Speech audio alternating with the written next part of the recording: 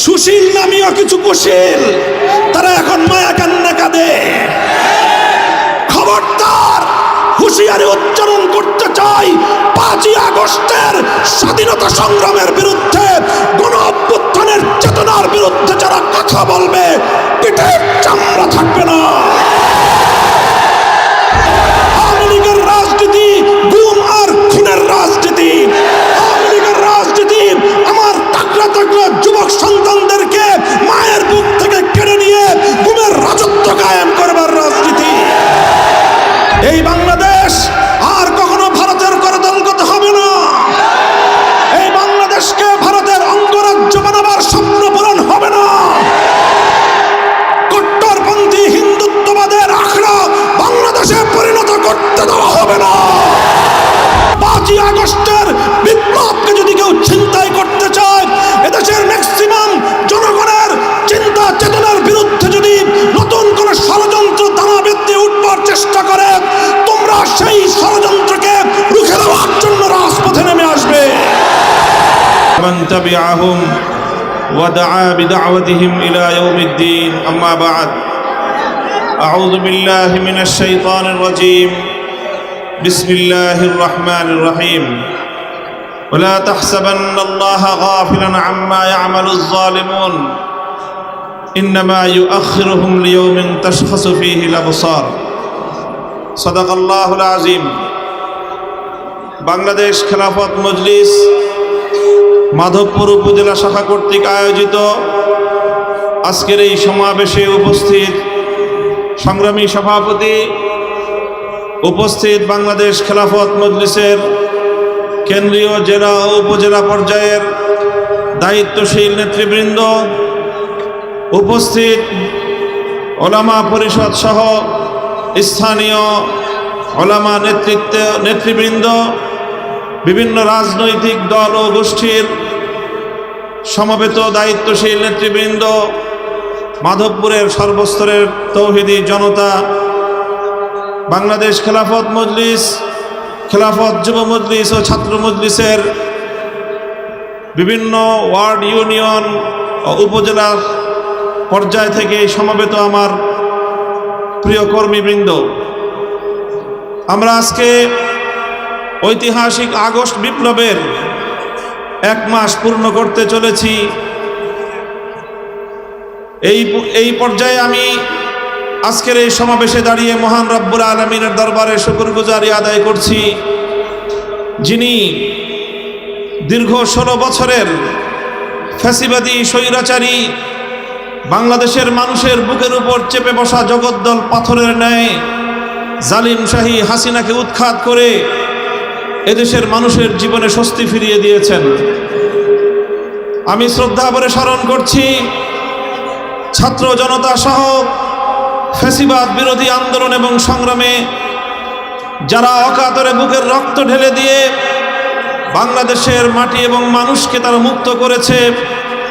এদেশের মানুষের মুক্তির জন্যে, মানুষের অধিকারের জন্যে, ন্যায় এবং ইনসাফের জন্যে, জুলুম এবং শোষণের অবসানের লক্ষ্যে শত শত হাজারো মায়ের বুক খালি করে আমার যে সকল দামাল ছেলেরা, সন্তানেরা, বোনেরা, মায়েরা, বাবারা যারা তাদের জীবন দিয়েছেন, শাহাদাত বরণ করেছেন, সকল ইমানদার শহীদ এবং অন্যান্য আত্মদানকারীদের শ্রদ্ধা করে আমি স্মরণ করছি। সেই সঙ্গে আমি আজকের এই মঞ্চে দাঁড়িয়ে স্মরণ করছি 2009 সালে পিলখানা ট্র্যাজেডিতে শাহাদাত বরণকারী দেশপ্রেমিক 57 জন সেনা কর্মকর্তাকে। স্মরণ করছি 2013 সালের শাপলা চত্বরে জালিমের বুলেটের আঘাতে ঝাঁঝরা হয়ে যাওয়া নবী প্রেমিক হেফাজতের কর্মী এবং আলেম ছাত্র জনতা ও তৌহিদি শাহাদাত বরণকারীদেরকে। স্মরণ করছি 2014, 15, 16 সালে ফ্যাসিবাদের গুম, খুন, হত্যাকাণ্ডের শিকার বিরোধী নেতাকর্মীদেরকে। স্মরণ করছি 2021 সালে নরঘাতক গুজরাটের কসাই নরেন্দ্র মোদীর আগমনকে রুখে দেওয়ার প্রত্যয়ে দীপ্ত হেফাজতে ইসলামের শাহাদাত বরণকারী নেতাকর্মীদেরকে। এবং দীর্ঘ আন্দোলন এবং সংগ্রামে যত মানুষ হতাহতের শিকার হয়েছে, যাদের অশ্রুতে বুক ভেসেছে, আল্লাহ রাব্বুল আলামিনের দরবারে তাদের সকলের শাহাদাতকে কবুল করে শহীদি মর্যাদা দান করার প্রার্থনা এবং দোয়া করছি।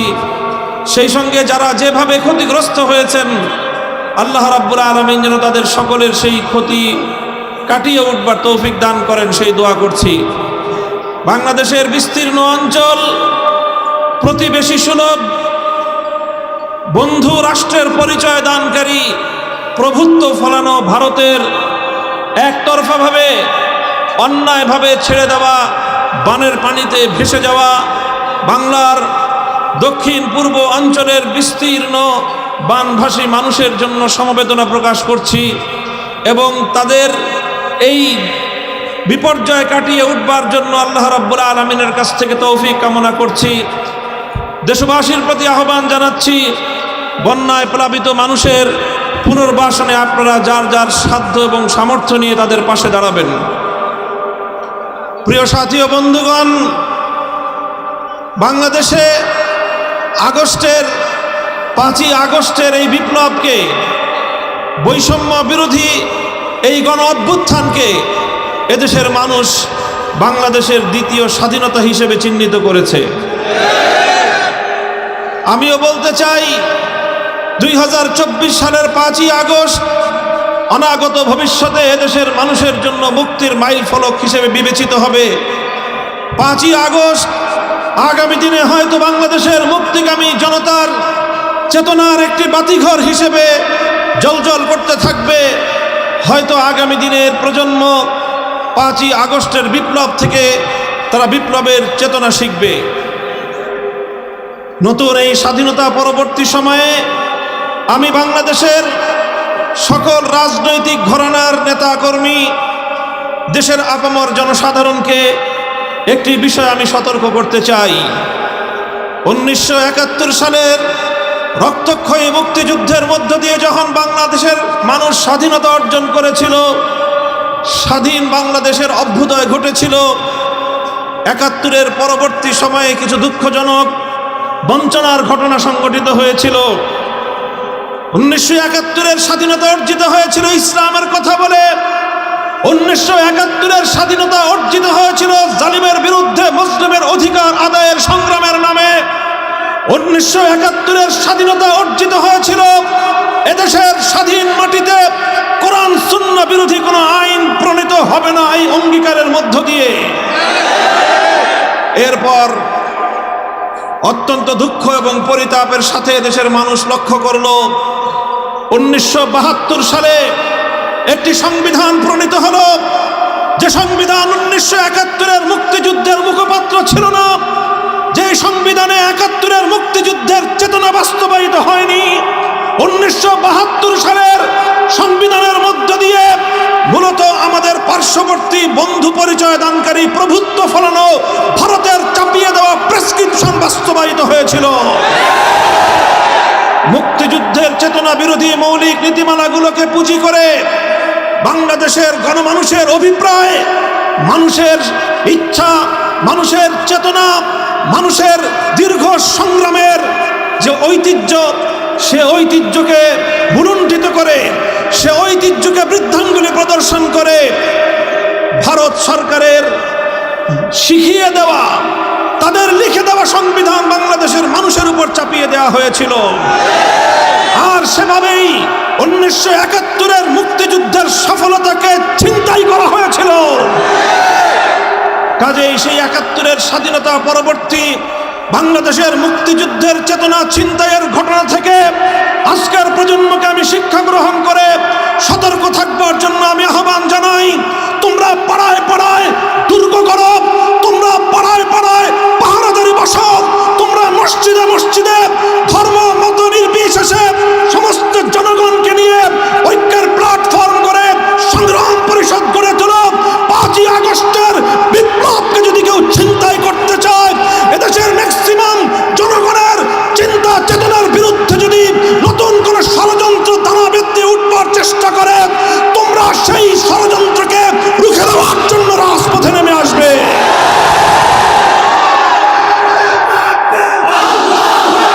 তত্ত্বাবধায়ক দিন শেষ। বাংলাদেশ। সংগ্রামী সাথী ও বন্ধুগণ, আজকের এই মঞ্চ থেকে বৈষম্য বিরোধী ছাত্র জনতাকে আমি অভিনন্দন জানাই। তারা শুধুমাত্র গণ অভ্যুত্থান অর্জিত হওয়ার পরেই, গণ অভ্যুত্থান সংগঠিত হওয়ার মাধ্যমেই তারা তাদের দায়িত্ব ক্ষান্ত করেনি, বরং নতুন অভ্যুত্থানকে ব্যর্থ করার জন্য জাতীয় এবং আন্তর্জাতিক পর্যায়ে দেশের ভিতরে বাইরে যত ষড়যন্ত্র চলছে, সেই ষড়যন্ত্রগুলোকে মোকাবেলা করবার জন্যে বৈষম্য বিরোধী ছাত্র আন্দোলনের নেতৃবৃন্দ তারা সতর্ক প্রহরার মাধ্যমে অনেকগুলো ষড়যন্ত্রকে তারা ব্যর্থ করে দিয়েছে। আমি দেশবাসীকে বলতে চাই, বাংলাদেশ খেলাফত মজলিস এবং তার সহযোগী সংগঠনের নেতাকর্মীদেরকে বলতে চাই, হেফাজতে ইসলাম বাংলাদেশ সহ এদেশের আলেম সমাজকে বলতে চাই, শুধু আমাদের সন্তান তুল্য ছাত্র জনতা হয়তো এই বাংলাদেশের ভিতর এবং বাহির থেকে পরিচালিত ষড়যন্ত্রকে তারা যথাযথভাবে মোকাবেলা করার ক্ষেত্রে হিমশিম খেতে পারে। এজন্য আমাদেরকে ইস্পাত কঠিন দৃঢ়তা নিয়ে মাঠে ময়দানে আমাদের উপস্থিতির জানান দিতে হবে। এই বাংলাদেশ আর কখনো ভারতের করদলগত হবে না। এই বাংলাদেশকে ভারতের অঙ্গরাজ্য বানাবার স্বপ্ন পূরণ হবে না। কট্টরপন্থী হিন্দুত্ববাদের আখড়া বাংলাদেশে পরিণত করতে দেওয়া হবে না। বাংলাদেশ একটি উদার মুসলিম রাষ্ট্র। শত শত বছরের আন্দোলন এবং সংগ্রামের মধ্য দিয়ে স্বাধীন বাংলার এই ভূখণ্ড অর্জিত হয়েছে। এই স্বাধীন বাংলার ভূখণ্ড অর্জন করতে গিয়ে তিনটি আধিপত্যবাদী সংগ্রামের বিরুদ্ধে আমাদেরকে অতীতে লড়াই করতে হয়েছে। 1971 সালে স্বৈরাচারী পশ্চিম পাকিস্তানিদের বিরুদ্ধে লড়তে হয়েছে। তার আগে বঙ্গভঙ্গের মাধ্যমে সেই কলকাতার দাদাবাবুদের বিরুদ্ধে, রবীন্দ্রনাথ ঠাকুরদের বিরুদ্ধে এদেশের মুসলিম জনতাদেরকে সংগ্রাম করতে হয়েছে। তার পূর্বে ব্রিটিশ বেনিয়াদের সাম্রাজ্যবাদের বিরুদ্ধে লড়াই করার পর স্বাধীন বাংলাদেশের মাটি মুক্ত হয়েছে। কাজেই আমাদেরকে সেই সংগ্রামের ধারা অব্যাহত রাখতে হবে। এদেশের ৯৭% মুসলমানদের ধর্মীয় চেতনাকে পদপিষ্ট করে কবির রবীন্দ্রনাথ ঠাকুরদের গান বাংলাদেশের মানুষের কাঁধের উপর চাপিয়ে দেওয়ার ফ্যাসিবাদী সিদ্ধান্তকে পরিবর্তন করার জন্য অন্তর্বর্তীকালীন সরকারের প্রতি আমি জোর দাবি জানাবার চেষ্টা করছি।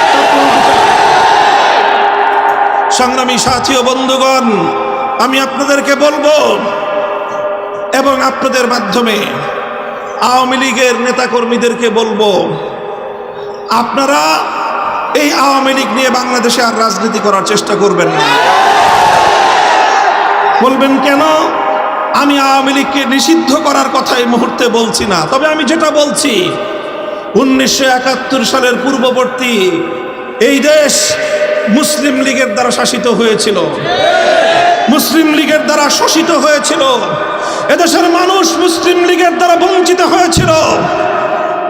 1971-এর পরে মুসলিম লীগের প্রাসঙ্গিকতা বাংলাদেশে আর অবশিষ্ট থাকে নাই। 1971 পূর্ববর্তী সময়ে মুসলিম লীগ যা করেছিল, 2024 সালের 5ই আগস্টের পূর্ববর্তী সময়ে আওয়ামী লীগ তাই করেছে। কাজেই বাংলাদেশের মানুষ যেমন মুসলিম লীগের রাজনীতি আর করে নাই, এদেশের মানুষ আর আওয়ামী লীগের রাজনীতি করবে না। আওয়ামী লীগের রাজনীতি মানুষকে হত্যার রাজনীতি, আওয়ামী লীগের রাজনীতি লুটপাট আর দুর্নীতির রাজনীতি, আওয়ামী লীগের রাজনীতি সাম্প্রদায়িক উস্কানি দিয়ে সাম্প্রদায়িক সংঘাত তৈরি করবার রাজনীতি, আওয়ামী লীগের রাজনীতি গুম আর খুনের রাজনীতি, আওয়ামী লীগের রাজনীতি আমার তাকড়া তাকড়া যুবক সন্তানদেরকে মায়ের বুক থেকে কেড়ে নিয়ে গুমের রাজত্ব কায়েম করবার রাজনীতি। এই রাজনীতি আর বাংলাদেশের মানুষ, বাংলাদেশে আর এই রাজনীতি করা যাবে না। শেখ হাসিনাকে বলতে চাই, পালিয়ে গেছেন ভারতে। বাংলাদেশের 1 ইঞ্চি মাটি, বাংলাদেশের 1 ইঞ্চি জলপথ, নৌপথ এবং সড়ক পথ পালিয়ে যাওয়ার জন্য এদেশের মাটি আপনাকে সহযোগিতা করে নাই। আপনি এই দেশের মাটির সঙ্গে গাদ্দারি করেছেন। আপনার রাজনীতি ছিল বাংলাদেশের মানুষ থেকে প্রতিশোধের রাজনীতি। আপনার বাবার 1972 সাল থেকে 75 সাল পর্যন্ত বাকশালী রাজনীতির কারণে 30 লক্ষ মায়ের বুক খালি করার কারণে শেখ মুজিবের নেতৃত্বাধীন শেখ মুজিবুর রহমানের কায়েমকৃত বাকশালকে এদেশের মানুষ উপড়ে ফেলেছিল। 30,000 মায়ের বুক খালি করে শেখ মুজিবুর রহমান সাহেব তিনি তার একক আধিপত্য বিস্তার করার চেষ্টা করেছিলেন। 15ই আগস্টের মাধ্যমে শেখ মুজিবুর রহমান সাহেব সপরিবারে নিহত হয়েছেন। সেই ঘটনা নিয়ে আমি আমার কোনো মন্তব্য করতে চাই না, কিন্তু বলতে চাই 15ই আগস্টের ঘটনার মূল্যায়ন করতে হলে তার আগে সিরাজ শিকদার সহ বাংলার মাটিতে হত্যাকাণ্ডের শিকার 30,000 যুবকের হিসাব দিতে হবে। তার আগে হাজার হাজার আলেমদেরকে 1971 সালের মুক্তিযুদ্ধ পরবর্তী সময়ে বিনা বিচারে যাদেরকে কারারুদ্ধ করে নির্যাতন করা হয়েছিল সেই হিসাব কষতে হবে। সেই হিসাব না কষে শেখ হাসিনা ঘোষণা দিয়েছিলেন যে দেশের মানুষ তার বাবাকে খুন করেছে তিনি সেই দেশের মানুষ কাছ থেকে প্রতিশোধ নিয়ে ছাড়বেন। সেটা তার 75 সালের ঘোষণা ছিল শেখ হাসিনা। 50 বছর রাজনীতি করেছেন 75 সাল থেকে 2024 সাল। 24 সালে এসে আজ কথা বলতে দ্বিধা নাই। শেখ হাসিনার 50 বছরের রাজনীতি ছিল বাংলাদেশের মানুষের বিরুদ্ধে প্রতিশোধ গ্রহণের রাজনীতি। শেখ হাসিনার 50 বছরের রাজনীতি দেশকে তলাবিহীন ঝুড়িতে পরিণত করবার রাজনীতি।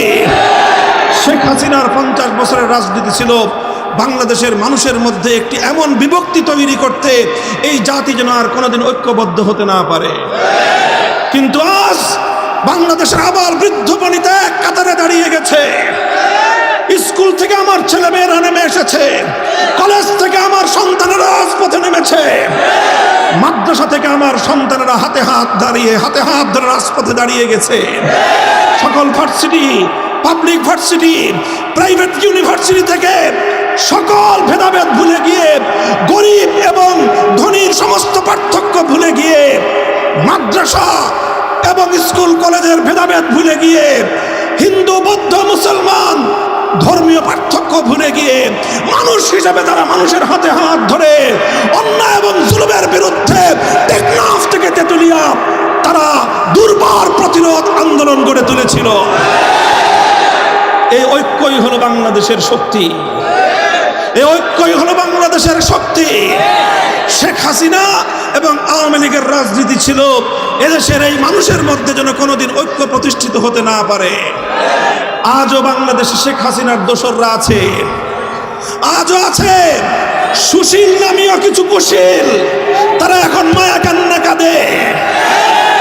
খবরদার, হুঁশিয়ারি উচ্চারণ করতে চাই, 5ই আগস্টের স্বাধীনতা সংগ্রামের বিরুদ্ধে, গণ অভ্যুত্থানের চেতনার বিরুদ্ধে যারা কথা বলবে পিঠের চামড়া থাকবে না। সংগ্রামী সাথী ও বন্ধুগণ, 5ই আগস্টের এই অভ্যুত্থান চূড়ান্ত সফলতা অর্জন করবে সেদিন, যেদিন জুলুম মুক্ত, অবিচার মুক্ত, ন্যায় এবং ইনসাফের বাংলাদেশ গঠিত হবে। আমরা আহ্বান জানাই সকল রাজনৈতিক সংগঠন, আসুন, শুধুমাত্র নিজেদের আখের গোছানোর কেউ চিন্তা করবেন না। দেশের এই চলমান দুর্বলতার সুযোগ নিয়ে কেউ বাংলাদেশের মানুষের অধিকার নিয়ে ছিনিমিনি খেলবার চেষ্টা করবেন না। বাংলাদেশের বৃহৎ বিরোধী দল বিএনপি, জামাতে ইসলামী, ইসলামী আন্দোলন বাংলাদেশ খেলাফত মজলিস, জমিয়তে উলামায়ে ইসলাম, নিজামে ইসলাম পার্টি, এলডিপি, অন্যান্য যতগুলো দল, রাজনৈতিক দল আছে, আসুন আমরা সকলে হাতে হাত রাখি বাংলাদেশের মানুষ আজকে একটি অর্থনৈতিক মহা সংকটের মুখোমুখি পতিত। শেখ হাসিনা এবং তার দোসররা বাংলাদেশটাকে খোকলা করে রেখে গিয়েছে।